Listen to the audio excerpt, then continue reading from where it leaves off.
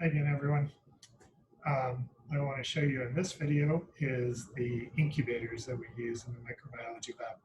So an incubator is a piece of equipment that maintains a constant temperature and in some cases a constant environment, a constant atmosphere as well. And we usually have them set so that whatever microorganism we're trying to grow grows optimally, grows as fast as possible.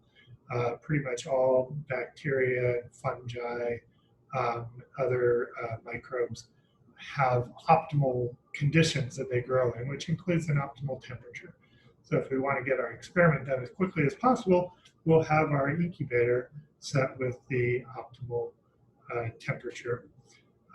If there are gases that the microbes need too, then that can be incorporated into the design of the incubator. So I'll show you in a minute. All right, so what I'm going to show you is two different types of incubator. A stationary incubator that we would use for plates, for example. Plates have a fairly large surface area and the bacteria are all stuck in one place on it. And so that large surface area allows gases to mix readily for the bacteria growing on the surface of the plate. So there's no point to shaking them. And then I'll show you in a second a shaking incubator, which is typically used for liquid cultures, which allows better mixing of gases, and particularly oxygen, into the liquid culture so that those bacteria will grow faster. All right, so I'm going to carry the computer over to show you the stationary incubator first.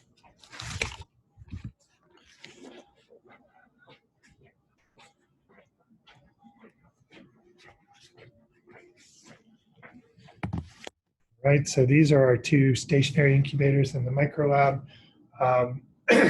We might have them set at different temperatures, or if we just have two different lab sections, we would have one set for each lab section. You might be able to see that this one is set at 37 degrees Celsius. That's about human body temperature. And that's because a lot of the bacteria that we work with are bacteria that are medically important, and so they like to grow at human body temperature. So basically all we do is we open this up, and you see it's not terribly exciting, just has some shelves in it that we would set the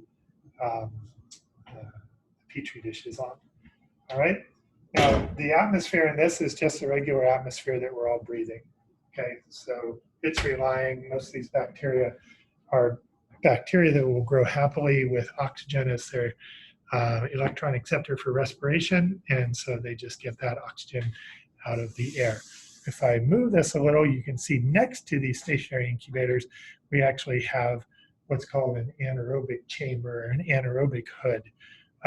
This is essentially a workspace that includes basically an incubator, and you go in to work with materials through the sleeves in the front that are sealed off. So this is airtight. If you look over at the end there, outside on the other side of the sink, there's a gas tank. So that has a mixture of gases that are provided to the inside of this anaerobic chamber. Because it's anaerobic, those gases do not include oxygen. So only bacteria or other microorganisms that can grow without oxygen. And specifically what we use it for is microbes that can't stand oxygen. They're inhibited by oxygen. These would be obligate anaerobes, such as you would find in your intestines where the oxygen has all been consumed, right? So that's what we use the anaerobic chamber for. So that's essentially an anaerobic incubator.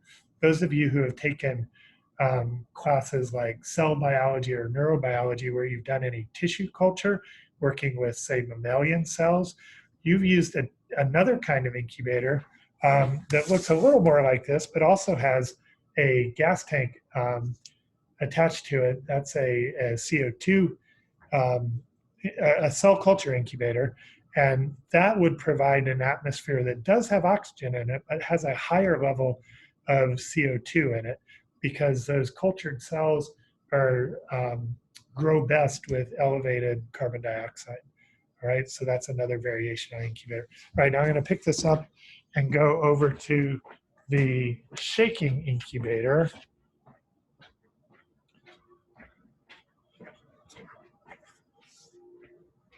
And set this down here so you can see the shakers.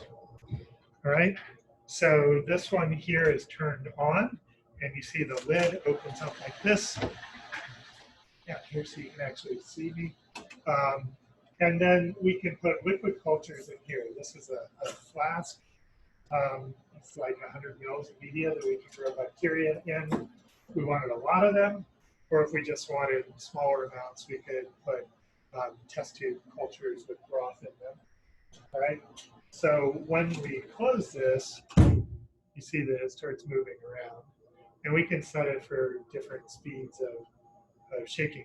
But the point is, you may not be able to see it very well from where you're at, but basically the liquid sloshes around in there. And the idea of that is that you get better exchange of gases, particularly oxygen. Well, the most important one that we care about is oxygen, so that the bacteria that are growing throughout that volume of liquid will have access to oxygen for respiration. Okay, if we stop the shaking and we just have the liquid just sitting there, essentially the gas diffuses down through the surface of the liquid, but the more bacteria you have in there, the more the ones at the top will basically consume the oxygen before it can diffuse down into the lower parts of the culture. So you'll get basically some of them growing aerobically, but a lot of them growing with limited or no oxygen, which is going to slow them down, right? Because aerobic respiration is much more metabolically efficient, right? So if you want everything to grow as fast as possible, you use this shaker to get oxygen throughout the liquid culture, right? So those are our shakers and incubators.